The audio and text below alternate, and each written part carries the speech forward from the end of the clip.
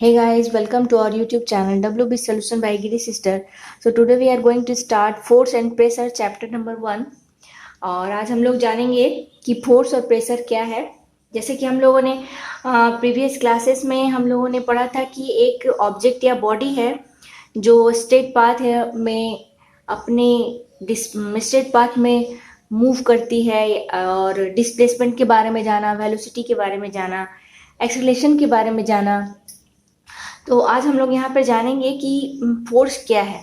ठीक है, तो सबके माइंड में हमारे जैसे कि प्रतिदिन कुछ ना कुछ तो क्वेश्चन आते ही होंगे कि मान लिया कि एक फुटबॉल को किक किया ग्राउंड में, तो वो मूव कैसे किया, या फिर वो मूव करने के बाद रुक क्यों गया। एक रबर बैंड को स्ट्रेच करने के बाद वो स्ट्रेच क्यों हो गया, या फिर वो डिक्रीज क्यों हो गया, उसके लेंथ में इंक्रीज डिक्रीज क्यों होता है। या फिर ऐसे भी बहुत सारे कॉमन क्वेश्चंस हैं जो माइंड में हमेशा आते रहते हैं। जैसे कि एक बॉडी जो एक्सेलरेट और डिक्सेलरेट क्यों करती है, ये सब माइंड में क्वेश्चन आती है। फिर कि जैसे कि हमारे पृथ्वी है वो सर्कुलर पाथ पर किस तरह से मूव करती है। तो कोई ना कोई तो इस तरह से सब कुछ हो रहा है हमारे साथ, पर हम उसको थोड़ा सा ध्यान देंगे कि इनके पीछे क्या है। इनके पीछे हम सभी जानते क्या है कि फोर्स है। फोर्स उस वस्तु पर, उस बॉडी पर, उस ऑब्जेक्ट पर अप्लाई किया जा रहा है डायरेक्टली और इनडायरेक्टली। ठीक है, तो इन सब फोर्स के ही प्रभाव यानी कि बल के ही प्रभाव के कारण हो रहा है। तो a body can be realised only by the effects that it can produce on the object. जैसे कि एक फोर्स को हम लोग a force can be cause motion in a stationary body. Stationary body को के ऊपर जब हम लोग फोर्स लगाते हैं तो क्या करेगा, वो बॉडी मूव करने लगता है। ए force can stop a moving body. Force क्या करता है कि कोई बॉडी है, कोई ऑब्जेक्ट है, तो वो इस तरह से लगाते हैं तो यह बॉडी मूव करता है लाइक फॉर दैट, और या फिर वो स्टॉप कर देते हैं, उसको फोर्स लगाते हैं तो स्टॉप हो जाता है। ठीक है, तो ए force can change the speed of moving body. उसका फोर्स के कारण हम लोग मूविंग बॉडी को स्पीड में भी ला सकते हैं और रेस्ट में भी ला सकते हैं। तो ये तो हुआ फोर्स की बात। और फोर्स ये भी कर सकता है कि किसी वस्तु के ऊपर हम लोग बल लगाएंगे तो उसके फिजिकल चेंजेस भी ला सकता है, यानी कि उनकी बॉडी की शेप एंड साइज भी बदल सकती है। ठीक है, तो हम लोग क्या समझते हैं कि फोर्स क्या है। फोर्स का डिफाइन हम लोग कैसे करेंगे कि the force is the external cause acting on a body which changes और टेंड्स टू चेंज। मीन्स क्या है कि फोर्स एक वस्तु पर, एक ऑब्जेक्ट पर लगने वाला वह बाह्य बल है जिसके कारण कोई वस्तु या तो चेंजेस और टेंड्स टू चेंज, जो अपने स्टेट को बदलना चाहती है या फिर बदलने की कोशिश करती है, या फिर वो यूनिफॉर्म रेस्ट में हो या फिर यूनिफॉर्म मोशन में हो, या फिर वो डायरेक्शन ऑफ मोशन में हो, या फिर शेप एंड साइज में भी चेंजेस ला सकती है। ठीक है, तो फोर्स को हम लोग ऐसे डिफाइन कर सकते हैं। तो हम चलिए डिफिनेशन यहाँ पर लिखते हैं कि फोर्स क्या है। ठीक है, तो दस फोर्स को वी कैन डिफाइन दैट। यहाँ पर फोर्स को हम लोग कैसे डिफाइन कर सकते हैं, यहाँ फोर्स को हम लोग डिफाइन कर सकते हैं कि force is the external cause acting on a body which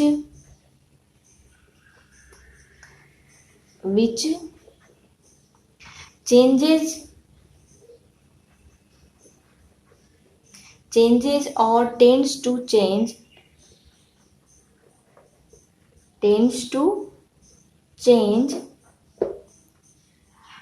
the state of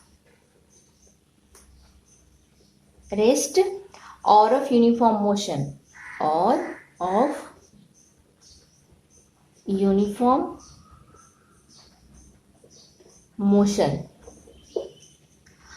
the direction of motion, or the shape and size of body, or direction of motion or the shape and size of a body. Clear हुआ कि force is the external cause acting on a body which changes or tends to change the state of rest or of uniform motion or direction of motion or the shape and size of a body. Means क्या हुआ कि बल वो बाह्य भौतिक कारण है जो किसी वस्तु पर कार्य कर उसकी विराम अवस्था मीन्स स्टेट ऑफ रेस्ट और विराम अवस्था अथवा सरल रेखा में एक समान गति की अवस्था में परिवर्तन लाता है अथवा परिवर्तन लाने की चेष्टा करता है. मीन्स क्या हुआ कि यूनिफॉर्म मोशन में है तो उसको रेस्ट में लाने की चेष्टा करता है और रेस्ट में है तो मोशन में लाने की चेष्टा करता है, या फिर उस वस्तु पर बल लगाएंगे तो उसके शेप एंड साइज में भी परिवर्तन लाने की चेष्टा करता है. तो बल एक बाह्य भौतिक कारण है जो किसी वस्तु पर लगकर उस वस्तु की अवस्था में परिवर्तन लाने की चेष्टा करता है. क्लियर हुआ. हमारे न्यूटोनियन फिजिक्स मीन्स क्या है कि सर आइजैक न्यूटन ने न्यूटन्स लॉ ऑफ मोशन में ये बताया कि उन्होंने अपने 3 लॉज बताए. 3 laws all moving bodies in the uniform all moving bodies in this universe बताया उन्होंने कि 3 लॉज बताया जिसका न्यूटन्स लॉ के नाम से जाना गया. अपने न्यूटोनियन फिजिक्स में बताया मीन्स मैकेनिक्स में न्यूटोनियन मैकेनिक्स में उन्होंने 3 लॉज के बारे में बताया जो मोशन के ऊपर है. Newton's laws of motion. Sir Isaac Newton put forward 3 laws of motion related to all moving bodies in the universe. These laws are known as Newton's laws of motion. तो बाद में इनकी फेमस बुक प्रिंसिपिया में इसके बारे में publish किया गया और उनको इस तरह के लॉ को उनको न्यूटोनियन मैकेनिक्स के नाम से भी जाना जाता है. ठीक है, क्लासिकल या फिर न्यूटोनियन मैकेनिक्स के नाम से भी जाना जाता है. तो सर आइजैक न्यूटन ने 3 लॉज हमें दिए. वो 3 लॉज क्या थे? Newton's first law of motion हमें क्या देता है? Newton first law of motion हमें देता है gives the idea that when the net force on a body zero. किसी वस्तु पर जिसका भी कोई बल नहीं लगा हुआ है, ठीक है, it's state does not change. जब कोई माना कि यहाँ पर एक मैं सपोज करती हूँ कि ये यहाँ पर पेन रखा है, ये अभी स्टेट ऑफ रेस्ट में है. ठीक है, तो यहाँ पर क्या है? नेट फोर्स क्या लग रहा है बॉडी के ऊपर? ये 0 है. ठीक है, it's state does not change. इसकी अवस्था में कोई परिवर्तन नहीं है. ना ये यूनिफॉर्म मोशन कर रहा है, ना ये वेलोसिटी दे रहा है, या फिर ना ये एक्सीलरेट हो रहा है. ठीक है, तो उन्होंने बताया कि when the net force on a body 0 it's state does not change. उसकी अवस्था में कोई परिवर्तन नहीं होता है. That is a body continues to be in a state of rest or in from motion in a straight line unless an external force is applied on it. Body, इसका मतलब क्या है कि body continues to be state और of rest. वो हमेशा state ही अवस्था में रहना चाहेगी जब तक कि कोई बाहरी बल उस वस्तु पर लगाकर उसकी अवस्था में परिवर्तन लाने की कोशिश न करे. ठीक है, so that force is external cause. तो यहाँ पर जब हम किसी वस्तु पर ये स्टेट में अभी है, जब हम कोई वस्तु बाह्य एक्सटर्नल फोर्स मीन्स जब तक बाहरी तरह से इस पर कोई बल नहीं लगाएंगे तो ये क्या करेगी? मूविंग नहीं करेगी, ये स्टेट में ही रहना चाहेगी. तो उन्होंने यही बताया कि force is external cause. Force यानी बल एक वो बाह्य कारण है विच चेंजेस और tends to change the state. जो वस्तु के या बॉडी के में उसके फिजिकल स्टेट में चेंज लाने की कोशिश करती है, या फिर वो रेस्ट में रहता हो या फिर वो यूनिफॉर्म मोशन में ही रहता हो. तो हम न्यूटन के फर्स्ट लॉ से हम यहाँ पर न्यूटन्स के फर्स्ट लॉ को कैसे डिफाइन कर सकते हैं कि यदि कोई वस्तु विराम अवस्था में है तो विराम अवस्था में ही रहेगी, या फिर या फिर यदि वो सरल रेखा में समरूप वेग से गमन कर रही है तो वो सदैव गति की अवस्था में ही रहना चाहती है जब तक कि उस वस्तु पर कोई बाहरी असंतुलित बल कार्य न करे। तो न्यूटन के फर्स्ट लॉ में सिर्फ और सिर्फ हमें बल की परिभाषा ही प्राप्त की जा सकती है। तो न्यूटन का फर्स्ट लॉ क्या है कि यदि कोई वस्तु विराम अवस्था में है तो विराम अवस्था में ही रहेगी, और यदि वो सरल रेखा में समरूप वेग से गमन कर रही है तो सदैव गति अवस्था में ही रहना चाहेगी जब तक कि उस पर कोई बाहरी असंतुलित बल कार्य न करे। ठीक है, ये क्लियर हुआ। तो यहाँ पर हम लोग लिखते हैं, तो बल की परिभाषा से हमें न्यूटन के फर्स्ट लॉ से हमें बल की परिभाषा मिलती है, और न्यूटन का फर्स्ट लॉ हमें क्या कहता है, यहाँ पर न्यूटन फर्स्ट लॉ है, फर्स्ट लॉ हमें कहता है कि एवरीबॉडी, प्रत्येक वस्तु continuous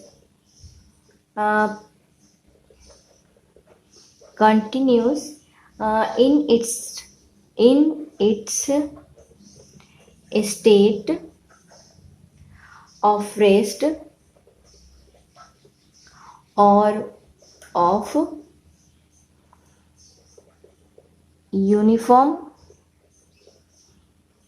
motion in a straight line,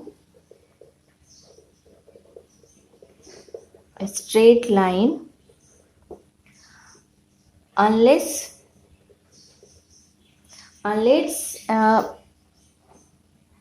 it is compelled by some external force to be change that state, कि प्रत्येक वस्तु अपने विराम अवस्था में है तो विराम अवस्था में ही रहना चाहेगी, और यदि वो यूनिफॉर्म मोशन में है तो यूनिफॉर्म मोशन में ही रहना चाहेगी एक सरल रेखीय पाथ पर, जब तक कि कोई बाहरी बल उस वस्तु की अवस्था में परिवर्तन लाता है या फिर लाने की चेष्टा ना करे।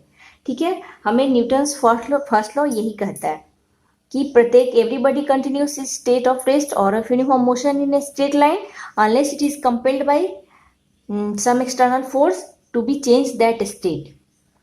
ठीक है, ये क्लियर हुआ कि फोर्स और न्यूटन्स का फर्स्ट लॉ से हमें ही फोर्स की परिभाषा यानी फोर्स की डिफिनेशन हमें प्राप्त होती है। ठीक है, तो फोर्स क्या कर सकता है, force can change the state of motion of a body. Force किसी वस्तु के मोशन में चेंज लाने की कोशिश करता है। दैट इज क्या है कि force can produce acceleration in the body.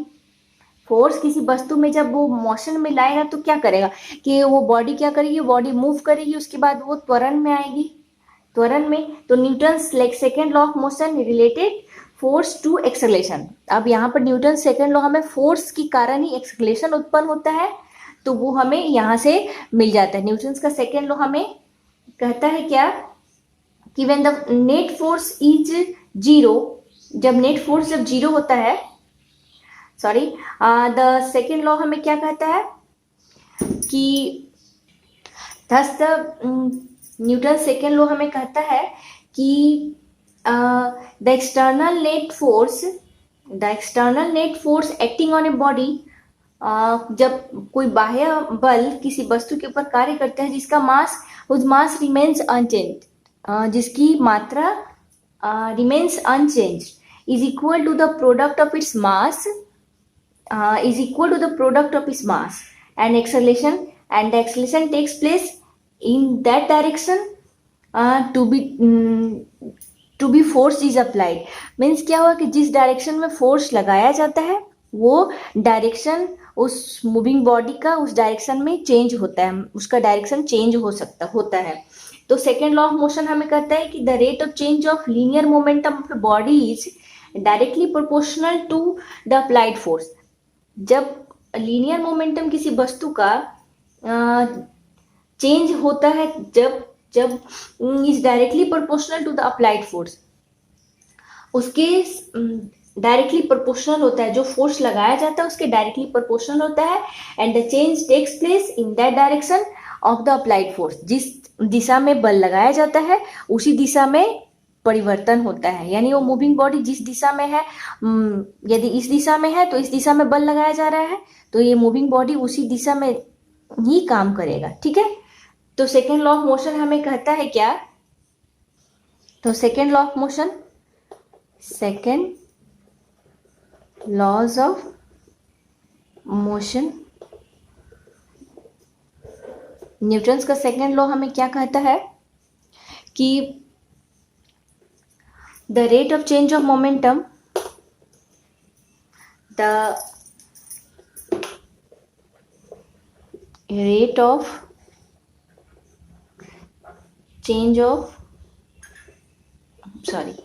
change of momentum of a body is directly proportional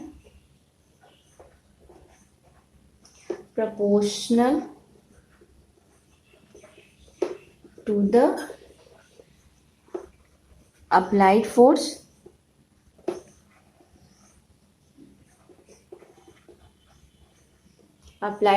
and the change takes place in the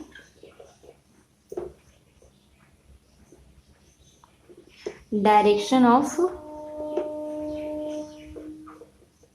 applied force.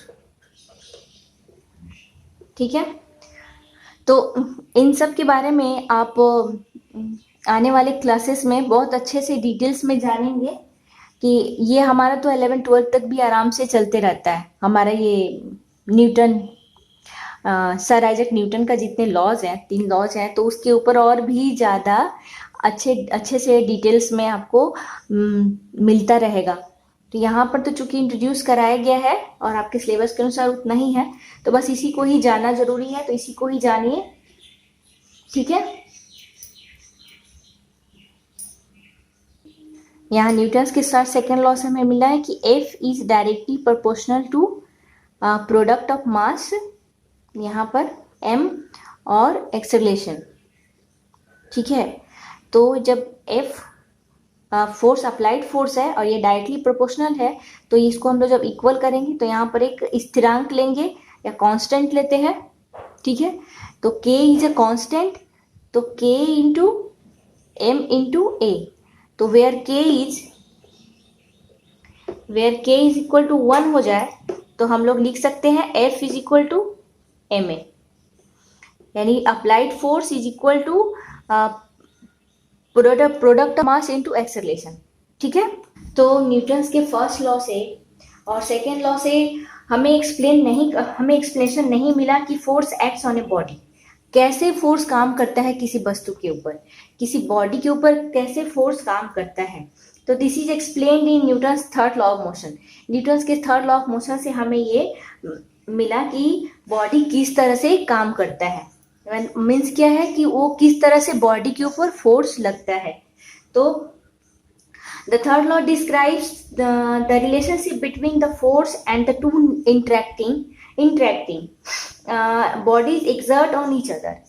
Newton's के थर्ड लॉ से हमें एक रिलेशनशिप मिला forces के बीच में, जब दो इंटरेक्टिंग बॉडीज जो हैं, सपोज करिए कि यहाँ पर एक टेबल है, इसके ऊपर एक बुक रखा हुआ है। ठीक है, और ये जो टेबल है हमारा, ये जो टेबल है वो क्या कर रहा है कि ये जो बुक रखा हुआ है वो एग्जर्ट फोर्स कर रहा है डाउनवर्ड, और जो टेबल है वो भी अपवर्ड फोर्स कर रहा है, ये भी एग्जर्ट फोर्स कर रहा है अपवर्ड की तरफ। तो जब दो इंटरेक्टिंग बॉडीज के ऊपर किस तरह से फोर्स काम करता है, ये हमें न्यूटन्स के थर्ड लॉ से मिलता है या प्राप्त किया जाता है। तो The third law of motion describes the relationship between the force and the two interacting bodies exert on each other. One is the force is applied called action, one is the exert force called is applied action, and the other force is called reaction. तो third law of motion हमें क्या मिलता है कि third law of motion को हम लोग इस तरह से डिस्क्राइब कर सकते हैं, डिफाइन कर सकते हैं कि for every action there is an equal and opposite reaction, and every action there is an equal and opposite reaction. Example देखिए कि जब बंदूक से गोली को पुश किया जाता है, बंदूक को पुश किया जाता है, तो जो पुश करने वाला व्यक्ति है वो पीछे की तरफ चला जाता है, थोड़ा सा पीछे की तरफ वो मूव करता है. मीन्स क्या कि वो वस्तु को एक्शन में लाने के लिए वो वस्तु भी उसी मूवमेंट में उसी फोर्स के साथ उस जो एग्जर्ट फोर्स कर रहा है उसके अपोजिट में वो भी एग्जर्ट फोर्स करती है. ठीक है, तो Newton third law of motion हमें मिला कि it's states that every action there is an equal and opposite reaction. State that every action there is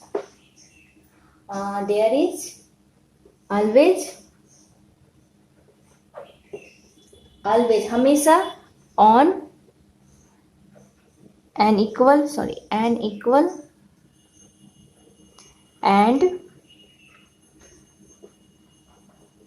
opposite reaction, कि प्रत्येक क्रिया के बराबर विपरीत प्रतिक्रिया होती है.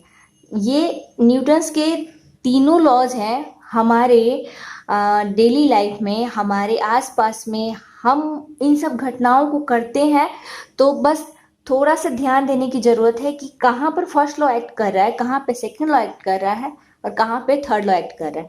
थोड़ा सा ध्यान दीजिए, आपको बहुत ही इजी लगेगा और बिल्कुल भी रटने की ज़रूरत नहीं होगी. ठीक है, तो ये तीन तरह के लॉज हैं जो हमें न्यूटन ने हमें दिया. ठीक है, और यही हमारे सिलेबस में है. थोड़ा इसको ध्यान से देखिए, आपको अच्छे से समझ में आएगा.